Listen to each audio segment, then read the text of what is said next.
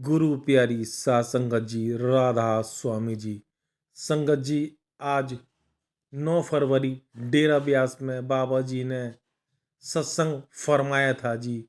जो आज बाबा जी ने वाणी ली थी वह थी, हर की पूजा दुलंभ है संतो, कहना कछु न जाई। जो कि आज बाबा जी ने तीसरी पातशाही की वाणी ली थी। बाबा जी ने इस वाणी पर 1 घंटे से ज़्यादा सत्संग फरमाया था जी। और सासंगत जी, आज बाबा जी 9:27 के लगभग स्टेज पर आ गए थे जी। जब बाबा जी और हुजूर जी आए तो पंडाल में शब्द चल रहा था कि लख खुशियाँ पातशाहियाँ जे सतगुरु मेहर करे। उसके बाद बाबा जी ने सारी संगत पे दृष्टि डाली और लगभग 9:30 बजे बाबा जी ने सत्संग स्टार्ट किया था जी। सासंगत जी, आज जब बाबा जी सत्संग फरमा रहे थे एक भाई पिलर नंबर 505 के पास बैठा हुआ था। उस भाई की बाबा जी की सत्संग सुनते ही उसकी सूरत ऊपर चढ़ गई थी, जिसके कारण वह काफ़ी भावुक हो गया और चिल्लाने की आवाज़ आने लग गई थी जी। वह भाई अपने आप को कंट्रोल नहीं कर पाया तो कुछ सेवादार भाई उनको बाहर लेकर गए थे जी। सासंगत जी, यह कोई नई बात नहीं है। जिसके अंदर सतगुरु का प्रेम होता है सासंगत जी, उसकी सूरत जल्दी ही चढ़ जाती है जी। उस भाई से इमोशनल कंट्रोल नहीं हुए थे, तब सेवादार भाई उनको सत्संग से बाहर लेकर चले गए थे जी। आज बाबा जी ने सत्संग की शुरुआत करते हुए फरमाया था कि यह गुरु घर की वाणी है।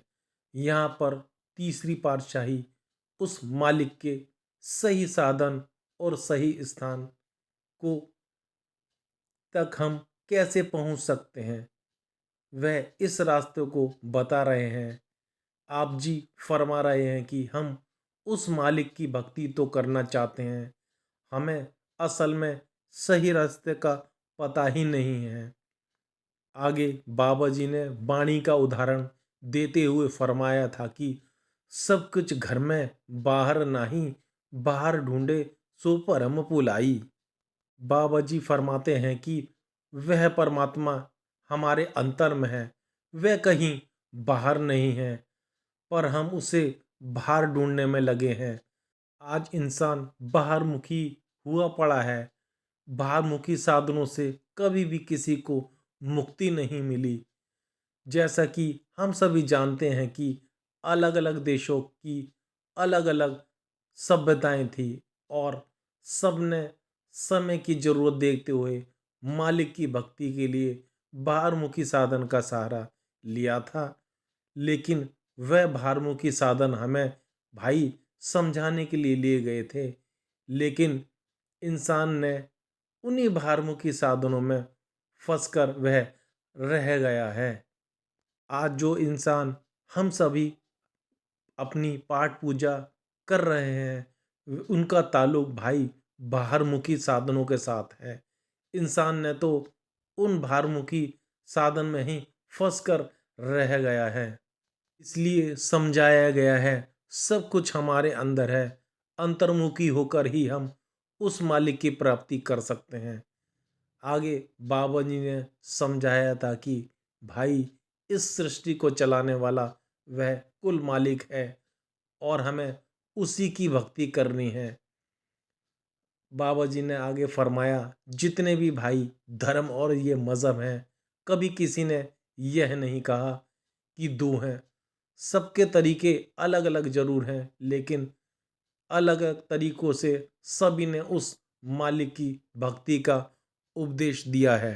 फिर आगे बाबा जी ने पलटू साहिब जी का उदाहरण देते हुए फरमाया था कि पलटू एको एक है, दूजा है ना कोई। समय समय पर जितने भी हमारे संत महात्मा हमारे दरमियान आए, उन्होंने मालिक को याद करने के लिए अलग अलग नाम रखे थे। आगे बाबा जी ने बच्चे का उदाहरण उदाहरण देते हुए बड़ी खूबसूरती से फरमाया था कि भाई, जब एक बच्चे का जन्म होता है तो उसकी हस्ती कायम करने के लिए हम क्या करते हैं? उसकी हस्ती कायम और उसको पहचानने के लिए हम एक लफ्ज़ को बच्चे के साथ जोड़ देते हैं। और जब भी उस नाम को उस लफ्ज़ के साथ हम बोलते हैं, तो भाई उसका ताल्लुक बच्चे के साथ है। आगे बाबा जी ने फरमाया था कि भाई, माँ प्यार से बच्चे को अपने अलग अलग लफ्ज़ों से पुकारती है। मेरा बच्चा, मेरा प्यारा, मेरा सोना, मेरा दुलारा इत्यादि। वह अलग अलग लफ्ज़ों का सहारा लेकर बच्चे को बुलाने से माँ बच्चे का रिश्ता तो नहीं बदल जाएगा, लफ्ज़ों का सहारा तो बच्चे की हस्ती कायम करने के लिए लिया गया था, बच्चे को याद करने के लिए लिया गया था। आगे बाबा जी ने 10वीं पातशाही का उदाहरण देते हुए फरमाया था कि 10वीं पातशाही के समय 1100 से लेकर 1200 तक नाम प्रचलित थे। अंत में उन्होंने अनामी लिख दिया। अनामी का मतलब वह होता है जिसका कोई नाम नहीं। आज हम चाहे मालिक को कितने भी अलग नामों से याद करें, लेकिन उस मालिक की हस्ती नहीं बदल जाएगी। आगे बाबा जी ने फरमाया कि किसी भी बाबे या डेरे के किसी भी धार्मिक स्थान पर जाकर हम माथा टेकने से भाई हमें कुछ हासिल नहीं होगा। हमें तो भजन सिमरन करना ही पड़ेगा। आगे फरमाया कि भजन सिमरन से अगर हम सोचकर बैठे हैं कि हमारे कर्म ख़त्म हो जाएंगे, तो भाई यह सबसे बड़ी हमारी गलतफहमी है। एक जन्म तो क्या, हम बार बार कितने भी जन्म ले लें, तब भी कर्मों का हिसाब नहीं ख़त्म होगा।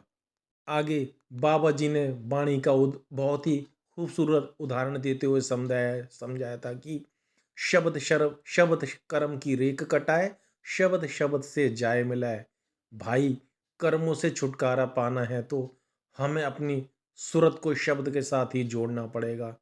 कर्मों से निपटारा कोई और हमारे पास दूसरा तरीका नहीं है।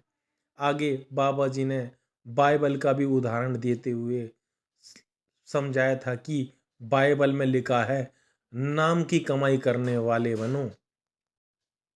इसका मतलब यह बताया कि हमें बिना नाम के कमाई के भाई हमारा कोई छुटकारा नहीं है।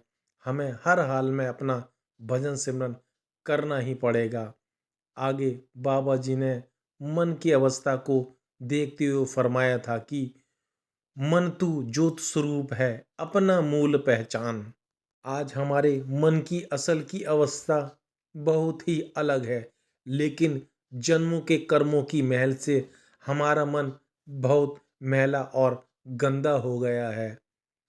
बाबा जी ने फरमाया था कि जन्म जन्म की इस मन को मैल लागी, काला हुआ स्याय। आगे बाबा जी ने फरमाया था कि भाई, जब हम किसी कुर्सी पर बैठते हैं, तो भाई हम पहले क्या करते हैं? पहले कुर्सी साफ करते हैं ना। और जहाँ हमने उस मालिक को बिठाना है, उन पे तो भाई बहुत जन्मों की मैल उस पर चढ़ी हुई है। तो सबसे पहले क्या करना होगा? हमें उस मैल को साफ करना पड़ेगा। और आगे बाबा जी ने इसी चीज़ को समझाते हुए एक बर्तन का उदाहरण देते हुए समझाया था कि भाई, हमारे घर कोई आता है और हम उसमें बर्तन में खाना पकाते हैं। वह बर्तन इतना गंदा होता है, वह कहता है भाई, आप इसमें खाना बनाते हो, इसको कभी रगड़ भी लिया करो। जब हम उस बर्तन को रगड़ते जाएंगे, एक तह निकलेगी, और रगड़ते जाएंगे तो दूसरी तह निकलेगी। आगे रगड़ते रगड़ते वह बर्तन अपनी असल अवस्था में आ जाएगा। बर्तन की जो चमक वह वापस लौट आती है। बाबा जी बोले थे कि जब मन पर चढ़ी जन्मों की मैल सरोवरों में नहाने से नहीं उतरेगी, जब तक हम खुद को शब्द के साथ नहीं जोड़ेंगे, वह धीरे धीरे मन पर चली चढ़ी मैल की परतें अपने आप उतरने लगेगी। एक दिन ऐसा आएगा कि मन अपनी असल अवस्था में वापस आ जाएगा। आगे बाबा जी ने ललारी का भी उदाहरण देते हुए समझाया था कि भाई, जब कोई कपड़ा गंदा हो जाता है तो हम क्या करते हैं, उसे ललारी के पास ले जाते हैं। ललारी जो होता है वह उस पर गूढ़ा रंग चढ़ा देता है और कपड़े का दाग भी मिट जाता है। जब तक मालिक के प्रेम का गूढ़ा रंग हमारे मन पर नहीं चढ़ेगा, तब तक मन मैला के मैला ही रहेगा। नदियों और सरोवरों में नहाने से शरीर की मैल जरूर साफ हो सकती है भाई, लेकिन मन की मैल तो सिर्फ भजन सिमरन से ही साफ होगी। आगे बाबा जी ने हुजूर जी महाराज का उदाहरण देते हुए फरमाया था कि भाई, हुजूर जी ने 40 साल हमें क्या समझाया था, लेकिन हमारे पल्ले आज भी कुछ नहीं पड़ा। उसकी भक्ति करने हम लगते हैं जो हमारे सामने बैठा है, और उनकी तस्वीर को ही हम माथा टेकने लगते हैं और उसी को ही हम लोग भक्ति समझने लगते हैं। बाबा जी आगे बोले, भाई, क्या कभी शरीरों की भक्ति करके कभी किसी को मालिक मिला है? गुरु कौन है? गुरु भाई कोई शरीर नहीं है, गुरु शब्द है। हाँ, लेकिन शुरुआत हमें शरीर से ही करनी होती है, क्योंकि शरीर शरीर को ही समझा सकता है। बाबा जी ने उस वाणी का उदाहरण देते हुए समझाया था कि शब्द गुरु सुरत धुन चेला। बाबा जी बोले, शरीर में ना तो भाई गुरु बनने की ताकत है और ना ही शरीर चेला बन सकता है। गुरु शब्द और हमारी सूरत शिष्य है। जब हम शरीर का सहारा लेकर अपने अंतर्मुखी ध्यान को आंखों के पीछे तीसरे तिल पर टिकाएंगे और एकाग्र करेंगे, तब हम हमारी आत्मा उस सूरत और शब्द के साथ जुड़ेगी, जो कि हमारे अंदर 24 घंटे वह बज रही है। और वह तब तक नहीं सुनाई देगी जब तक हम अपने गुरुमुख के भक्ति के द्वारा बताए गए उस तरीके और युक्ति को नहीं करेंगे। तब तक वह आप अपनी सूरत जागृत नहीं हो सकेगी। फिर आगे बाबा जी ने बच्चे का उदाहरण देते हुए समझाया था कि भाई, अगर कोई बच्चा है, वह पहली क्लास में ही पढ़ा रहेगा, तो भाई वह कैसे आगे बढ़ेगा? उसे पहली क्लास के बच्चे को हम एमबीबीए की डिग्री तो नहीं दे सकते ना। जैसे जैसे वह आगे बढ़ेगा, क्लास में आगे बढ़ता जाएगा, वैसे वैसे उसका दायरा खुलता चला जाएगा। तब उसे पता लगेगा कि एमए बीए की डिग्री क्या होती है। इसलिए कहा जाता है कि हमें गुरु की संगत करनी है और उनसे वह युक्ति हासिल करनी है जिसके सहारे हम अंदर उस मालिक की पहचान कर सकते हैं। बाबा जी ने आगे फरमाया, आज इंसान तीर्थों और मंदिर में जाकर माथे टेकने को ही असल की भक्ति मानकर बैठा हुआ है। बाबा जी ने फरमाया कि भाई, मालिक तो हमारे अंदर है। हमें अंदर उस मालिक की पहचान करने की बजाय हम बाहर मुखी हुए पड़े हुए हैं। बाबा जी ने आगे फरमाया था कि we are the temple of God. भाई, हमारा शरीर ही मालिक का वह सच्चा मंदिर है। आगे बाबा जी ने बड़े ही अफसोस के साथ कहा कि भाई, आज हम सिर्फ मंगते बने पड़े हैं। हर समय सिर्फ मालिक के आगे अपनी चाहत को आगे रखकर बस मांगने पर लगे हुए हैं। एक चाहत खत्म नहीं होती, दूसरी चाहत को हम उस मालिक के आगे रख देते हैं। फिर आगे बाबा जी ने फरमाया था कि भाई, हम हमेशा उस मालिक से मांगते आए हैं, तो हमें उस मालिक को आगे कुछ देना भी है ना। और वह हम अपनी भजन बंदगी, अपनी सेवा से उस मालिक को हम कुछ दे सकते हैं। आज हम उस मालिक के आगे विनती अरदासें करते हैं। हमें तो वह जन्मों जन्मों से देता आया है। क्या वह जानने की ताकत रखता है, तो क्या देने की ताकत नहीं रखता? बाबा जी फरमाते हैं कि भाई, जो जानने की ताकत नहीं रखता ना, वह आपको दे भी नहीं सकता। आज हम धार्मिक स्थानों पर जाकर नाक रगड़ने और माथा टेकने तक ही सीमित हो गए। हमने अपना दायरा इतना छोटा कर लिया है कि बाबा जी बोले, भाई, जो कुछ मिलेगा ना, वह अंतर्मुख होकर ही मिलेगा।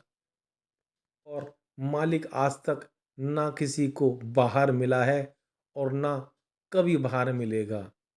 आगे बाबा जी ने साईं बुल्ले शाह जी का बहुत सुंदर उदाहरण देते हुए फरमाया था कि लख बार जे करे इबादत, कदे ना न बने नमाजी, जे घर प्यार न होसी, पल्ले रब न होसी राजी।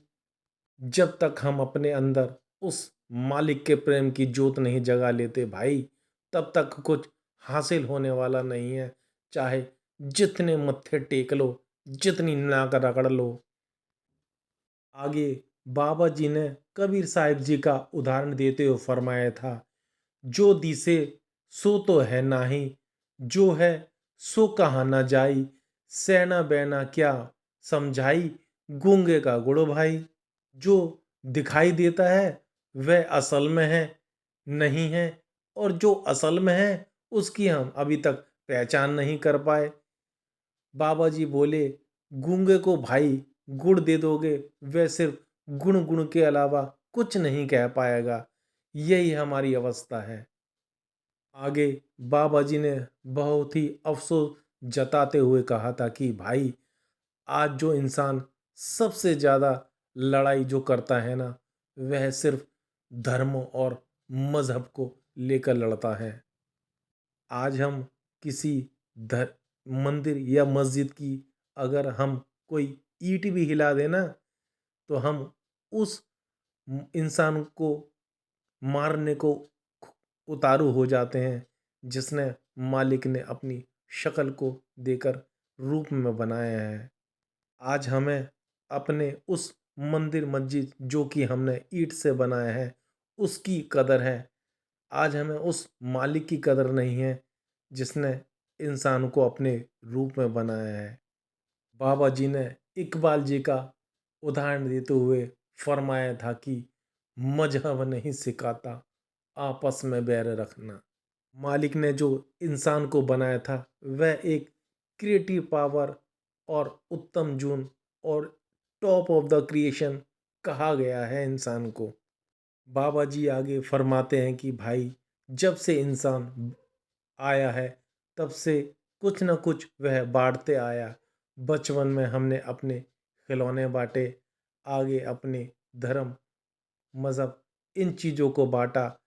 और भाई, वह जो मालिक है ना, बड़े अफसोस के साथ कहा जाता है, हमने तो उस मालिक को भी बांट के रख लिया है। कोई कहता है मेरा गॉड बड़ा है, तो कोई कहता है मेरा भगवान बड़ा है, कोई कहता है मेरा अल्लाह बड़ा है।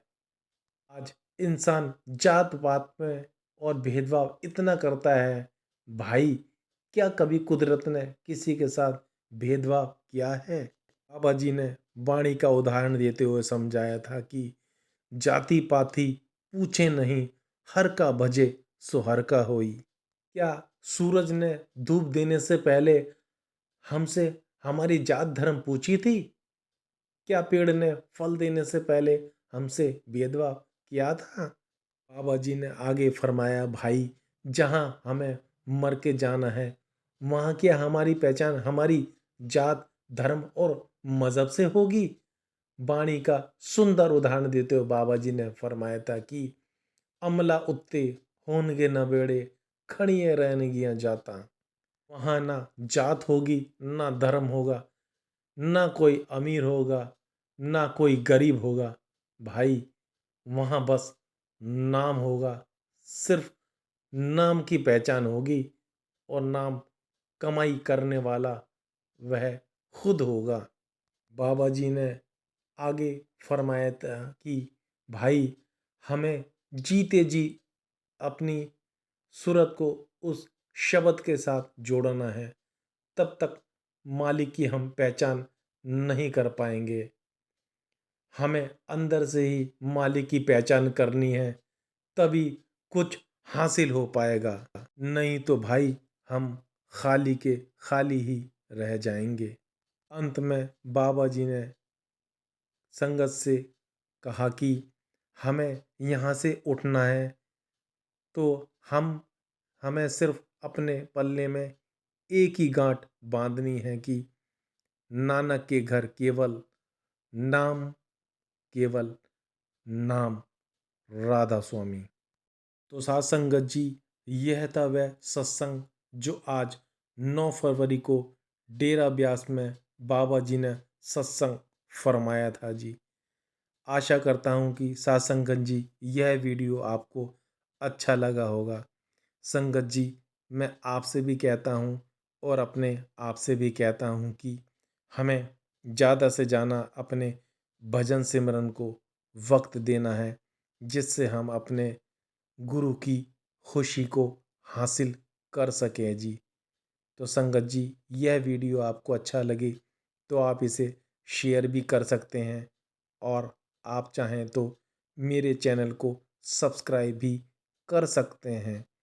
आप मेरे चैनल को सब्सक्राइब करें या ना करें कोई बात नहीं, लेकिन कमेंट्स में राधा स्वामी जरूर लिखा करें जी।